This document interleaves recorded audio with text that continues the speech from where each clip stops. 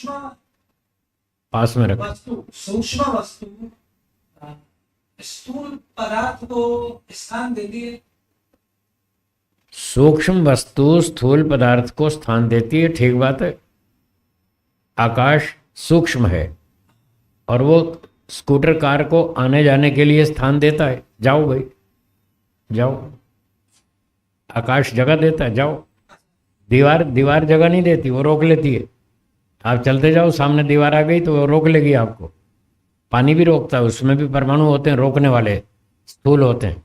पानी भी रोकता है, हवा भी रोकती है, अग्नि भी रोकती है। इसके परमाणु स्थूल हैं, वो रोक लेते हैं। आकाश के परमाणु सूक्ष्म हैं, वो नहीं रोकते, वो कहते हैं जाओ। क्या स्थान में घेरने वाला अवयवों से मुक्त वो स्थान घेरने वाले को जगह देता है? बिल्कुल देता है। तो फिर अवकाश की क्या जरूरत है? वही ईश्वर- अवकाश। ईश्वर है प्रकृति को स्थान देने वाला। फिर मेरा उत्तर फिर वही है। आपका चिंतन यदि प्रमाण के अनुकूल है तो हम मान लेंगे, हमें कोई आपत्ति नहीं है। पर शब्द प्रमाण कह रहा है आकाश अलग चीज है, ईश्वर अलग चीज है, दोनों के गुण अलग अलग हैं। जब गुण अलग अलग हैं तो द्रव्य भी अलग अलग मानना पड़ेगा। जैसे ईश्वर और आत्मा दो द्रव्य मानते हैं, हम दो पदार्थ मानते हैं, क्योंकि दोनों के गुण अलग हैं। कुछ गुण किसी दो पदार्थ के मिलते हों तो इतने से वो एक पदार्थ नहीं बन जाता। जैसे अग्नि जड़ है या चेतन, पानी जड़ है या चेतन। देखो अग्नि और पानी के दो गुण, दोनों के गुण समान हैं, दोनों जड़ हैं। पर क्या इतनी समानता से अग्नि और पानी को एक वस्तु मान लेंगे? हाँ या ना? नहीं मानेंगे ना। तो वैशेषिक दर्शन बहुत लंबा दर्शन इसी बात पे लिखा है। यही समझाना चाहते हैं कि संसार के जितने भी पदार्थ हैं उनमें से कोई भी दो पदार्थ 100% एक जैसे नहीं होते। कुछ न कुछ समानता होती है और कुछ न कुछ भिन्नता होती है। यदि आप केवल समानता को देखेंगे तो भटक जाएंगे, यदि केवल भिन्नता को देखेंगे तो भी भटक जाएंगे। इसलिए दोनों को देखो। साधर्म्य वैधर्म्याभ्याम तत्व ज्ञानात् निःश्रेयसम। अगर आप तत्व ज्ञान प्राप्त करना चाहते हैं तो साधर्म्य वैधर्म्य दोनों को देखना पड़ेगा, तो आपको ठीक समझ में आएगा कौन सी वस्तु कैसी है। उदाहरण के लिए आत्मा और ईश्वर, ये दो पदार्थ मान के चलते हैं, ठीक है। अब ये दो पदार्थों में कुछ समानता है, कुछ भिन्नता भी है। कुछ लोगों ने केवल समानता को देखा, भिन्नता को नहीं देखा, वो भटक गए। क्या समानता है दोनों में? दोनों चेतन हैं, हाँ या ना? ईश्वर चेतन है, आत्मा भी चेतन है। ईश्वर सोचता है, आत्मा भी सोचता है। ईश्वर में भी इच्छाएं हैं, आत्मा में भी इच्छाएं हैं।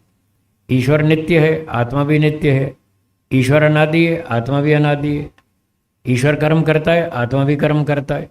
अब इतनी समानता तो देख ली और बस इतनी देख के चुप, आगे देखा नहीं, डिफरेंस तो देखा नहीं, सिमिलैरिटी देख ली, बस यहाँ आके वो भटक गए। उन्होंने कहा जी आत्मा तो ईश्वर का ही अंश है, यहाँ भटक गए कि आत्मा और ईश्वर के तो सारे गुण एक जैसे हैं, इसलिए उन्होंने आत्मा को ईश्वर का अंश मान लिया, बस भटक गए। अब अगर डिफरेंस भी देखते तो नहीं भटकते, तो उनको ठीक समझ में आती बात। अब इन दोनों का अंतर सुनिए, आत्मा और ईश्वर में जो अंतर है, डिफरेंसेस, वो सुनिए।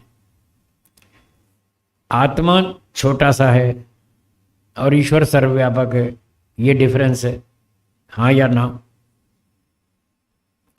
आत्मा अल्पज्ञ है, ईश्वर सर्वज्ञ है, ये अंतर है। आत्मा घोटाले करता है, हाँ या ना? क्या ईश्वर घोटाले करता है? नहीं करता। कितना बड़ा अंतर है। आत्मा को भ्रांति होती है, ईश्वर को भ्रांति नहीं होती। आत्मा को अविद्या दबा लेती है, ईश्वर को अविद्या नहीं दबा सकती। आत्मा को जगह जगह संशय होता है, ईश्वर को संशय नहीं होता है। आत्मा 20 गलतियां करता है, ईश्वर कोई भी गलती नहीं करता। आत्मा कभी अच्छे काम करता है, कभी बुरे करता है, ईश्वर हमेशा अच्छे ही करता है, वो बुरे काम करता ही नहीं। आत्मा कभी सुखी होता है, कभी दुखी होता है, ईश्वर सदा ही आनंद में रहता है, वो दुखी होता ही नहीं। अब ये डिफरेंसेस हैं। अगर ये भी साथ में देखते हो लोग तो उनको भ्रांति नहीं होती। महर्षि दयानंद जी ने और सारे ऋषियों ने दोनों को देखा, आत्मा और ईश्वर में क्या समानता और क्या भिन्नता, दोनों को देखा, इसलिए वो नहीं भटके, बाकी लोग भटक गए। तो इसलिए दोनों बातें देखनी चाहिए। और ये समानता और भिन्नता दुनिया की हर दो वस्तुओं में होती है। हर दो वस्तुओं में कुछ ना कुछ समानता और कुछ ना कुछ भिन्नता होगी। मनुष्यों को ले लें, धरती पे कोई भी दो मनुष्य 100% एक जैसे मिलेंगे? देखो, आप भी स्वीकार कर रहे हैं। पर एक बात तो सब में समान है, सबका नाम मनुष्य है। मनुष्यता ये सबकी समान है, मनुष्य जाति ये तो सबकी समान है। पर दो व्यक्तियों के विचार 100% एक जैसे नहीं है।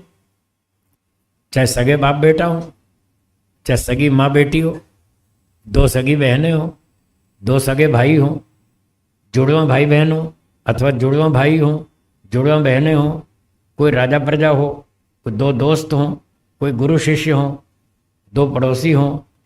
दुनिया में कोई भी दो आदमी ऐसे नहीं है जिनके विचार 100% एक जैसे हो। तो कुछ तो अंतर रहेगा ही। बस जहां अंतर आया समझ लो वो दो अलग अलग चीजें। जी स्वामी जी, दो योगियों के विचार एक जैसे होंगे? हाँ, बड़े मुख्य विचार एक जैसे होंगे, 100% नहीं होंगे। 100% नहीं होंगे। एक की इच्छा होगी चलो सैर करके आता हूँ, दूसरा कहेगा नहीं मैं तो अभी ध्यान करूंगा, मैं नहीं जाऊंगा अभी, तुम जाओ। यहाँ इतना तो भेद हो ही सकता है। एक कहेगा मुझे तो दूध सूट करता है, दूसरा कहेगा मुझे दूध सूट नहीं करता, मेरा पाचन खराब है, मुझे दही सूट करती है। बोलो अंतर आएगा कि नहीं? एक का जूता 9 नंबर का होगा, दूसरे का 8 नंबर का होगा। बोलो फर्क आएगा कि नहीं? एक की हाइट 6 फुट होगी, दूसरे की 5.5 होगी। तो अंतर तो मिलेगा आपको, कहीं ना कहीं हर जगह पर मिलेगा। छोटी बातों में अंतर मिलेगा, बड़ी बातों में टकराव नहीं होगा, ये ठीक है। दोनों सच्चे हैं, दोनों योगी हैं, दोनों वेदों के विद्वान हैं, तो दोनों कहेंगे ईश्वर जीव प्रकृति 3 पदार्थ नित्य हैं। वो भी कहेगा, वो भी कहेगा, इसमें टकराव नहीं होगा। मुख्य बातों में टकराव नहीं होगा, पर छोटी गौण बातों में तो होगा। ठीक है, हो गया स्पष्ट? बोलिए, माइक खोलिए। आपने बताया मोक्ष में जब जाते हैं तो प्रकृति को पसंद नहीं करते, मैं कोबरा की तरह। तो कई ऐसे भी योगी होते हैं जो अपना प्रकृति को इसलिए छोड़ देते हैं कि हम इसके चक्कर में नहीं आए, देह विनय, इसके चक्कर में, प्रकृति के चक्कर में नहीं, हाँ नहीं आना चाहिए, इसलिए इसको छोड़ देना चाहिए। ठीक है, तो कई मतलब जानबूझ के देह विनय कर देते हैं, शरीर छोड़। जानबूझ के? अच्छा, ऐसे कोई योगी होते ना, ऐसे योगी नहीं होते। ऐसे योगी वो होते हैं जिनका शरीर बिल्कुल बिल्कुल कंडम हो जाए, बेकार हो जाए, कोई काम का ना रहे। जैसे आप अपनी पुरानी कार को स्क्रैप में डाल देते हैं, डालते हैं कि नहीं भाई? कोई काम की नहीं, चलती नहीं, फूं फूं ढूंढू चमचम चूं चूं चलती रहती है, चारों तरफ इसके शोर मचारी चलती रहती है, कोई ढंग से चलती नहीं, इसका भरोसा नहीं। अभी 20 किलोमीटर जाएंगे, रास्ते में खड़ी हो जाएगी जंगल में, ना इधर के ना उधर के, हैं पता नहीं कब इसका वो पंचर हो जाए, कब इसका क्या गाड़ी खड़ी हो जाए, इंजन बंद हो जाए, क्लच प्लेट फेल हो जाए, कुछ भी खराबी हो जाए, तो फिर आप उस कार को फेंक देते, छोड़ देते। तो जिस योगी का शरीर बिल्कुल कंडम हो जाए, जीने लायक नहीं रहा, वो छोड़ सकता है, जैसे महर्षि दयानंद जी ने छोड़ा। मुझे सब पता है, आप क्या बोल रहे हैं मैं सब समझता हूँ। आप जब प्रश्न पूछते हैं ना तो मैं अपना उत्तर घुमा लेता हूँ दिमाग में, ये कहाँ पूछ रहे हैं, क्या पूछ रहे हैं, कहाँ मुझे फंसाएंगे, मैं खूब जानता हूँ। इसलिए बहुत सावधानी से बोलता हूँ, पहले से तैयारी कर लेता हूँ, ये कहाँ मुझे गड़बड़ में डालना चाहते हैं। ठीक हो गया जी, चलें आगे, चलिए आगे चलते।